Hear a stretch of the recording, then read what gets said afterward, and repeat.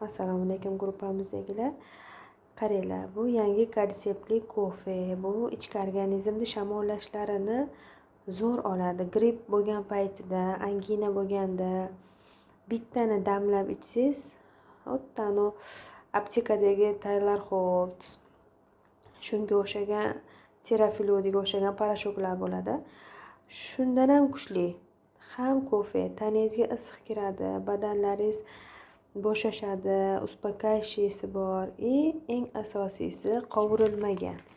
Davleniyani oshirmaydi. Kimdirlar aytadi, kofe ichsam davleniyam oshib ketadi yokida saharim baland deb shunaqa deydigan odamlar bor, to'g'rimi? Shularga mana shuni tavsiya qilsanglar bo'ladi, bemalol.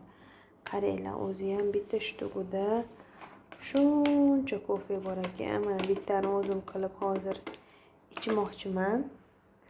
Chunki kofeni juda ham yaxshi ko'raman.